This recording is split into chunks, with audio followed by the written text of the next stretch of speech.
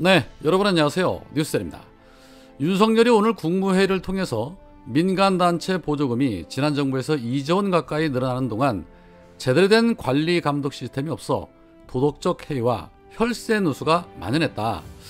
지난주 발표된 지방교육 재정교부금 합동점검에서도 대규모 위법 부당 사례가 적발이 됐다. 이는 납세자에 대한 사기 행위이고 미래 세대에 대한 착취 행위라며 보조금 관리 투명성 강화 조치를 주문했습니다. 국민 세금이 들어가는 곳에는 어느 곳을 막론하고 당연히 도덕적 해이와 철저한 감시는 기본이죠. 그런데 이런 주장을 하려면 대통령이라는 본인 스스로부터 철저하게 오픈하고 제대로 된 관리 감독을 받아야 하는 거 아닙니까?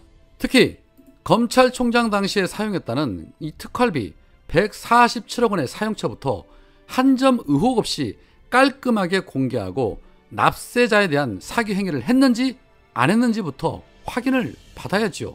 그런데 정작 본인의 세금 사용처에 대해서는 이런저런 가짜지도 않은 핑계를 대며 빠져나가면서 도덕적 해이 운운하고 혈세 누수 운운하면 국민들이 뭐라고 하겠습니까?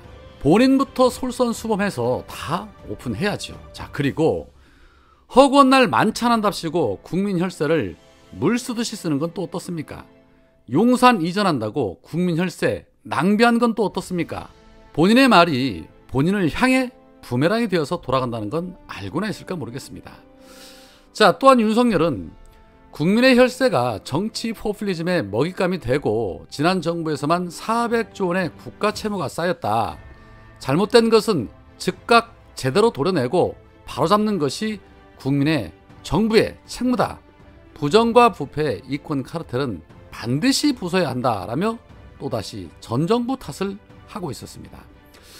저는 가끔 이런 생각을 해봤습니다.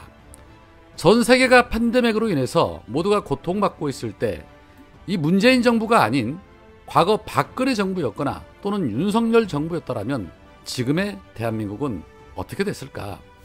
경제는 어떻게 됐고 국민의 삶은 어떻게 됐을까? 그리고 코일9 대처는 어떻게 됐을까?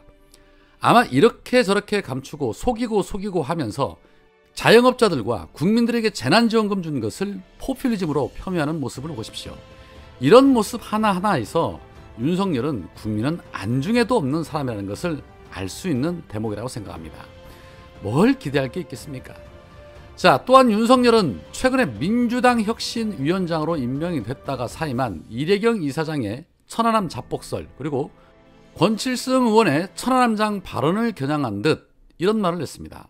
국가의 품격은 국가가 어떠한 인재를 배출하느냐보다 누구를 어떻게 기억하느냐에 달려있다. 자유 대한민국은 자신을 던져 나라와 국민을 지켜낸 영웅들의 피 묻은 군복위에 서 있다. 제복 입은 영웅들의 희생과 헌신 위에 서 있는 것이다. 영웅들의 희생과 헌신을 왜곡하고 폄훼하는 일이 있어서는 안 된다. 이러한 행위는 대한민국 국가 정체성을 부정하는 반국가 행위다 라고 말했습니다. 국가의 품격은 어떤 인재를 배출해내는 것이 아니라 누구를 어떻게 기억하느냐에 달려있다 라고 말하는 사람이 일본군이라면 치를 떨며 독립운동을 했었던 독립운동가들이 목숨 바쳐 싸운 이 대한민국 바다에 전범기를 개항한 일본 함대를 들이는 것은 괜찮은 겁니까? 자신이 한 행동을 생각하지 않고 좋은 말만 골라 한다고 해서 국민들로부터 공감을 얻거나 인정받는 건 아닙니다. 본인부터 일본의 굴욕적인 태도를 보이는 것이야말로 반국가 행위는 아닌지 돌아보는 것이 우선이 아닐까 싶습니다. 자, 그런 가운데 최원일 전 함장이 또다시 한 언론사와의 인터뷰를 통해서 이재명 대표 등 지도부로부터 공식 사과를 현재까지 받지 못했다면서 그들의 막말에 대한 사과가 없다는 것은 잘못한 것이 없다는 뜻이다. 입장이 없다는 것은 천안함 자폭 함장이 부하를 죽였다는 입장에 변함이 없다는 뜻이다 라며 대한민국은 자유민주주의 법치국가다. 당연히 나라를 지킨 군인에 대한 명예훼손과 모욕 행위는 국민과 법의 심판을 받아야 한다고 생각하고 그렇게 대응할 것이다 라며 법적 대응을 시사했고, 권칠승 대변인 일부 최고위원 등은 명예훼손과 모욕으로 고소할 예정이다. 그리고 심한 욕설과 명예훼손을 자행한 네티즌 200명에 대한 집단 고소장 접수도 예정이다 라고 밝혔습니다.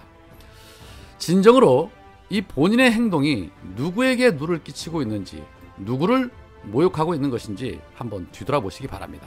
어떻게든 이재명 대표와 민주당을 걸고 넘어지면서 정치적인 접근을 통해 민주당을 스크래치 내리는 그런 의도 같아 보이는데, 윤석열 정권이 이재명 대표와 민주당을 탄압하니까 만만해 보이나 봅니다. 택도 없지요.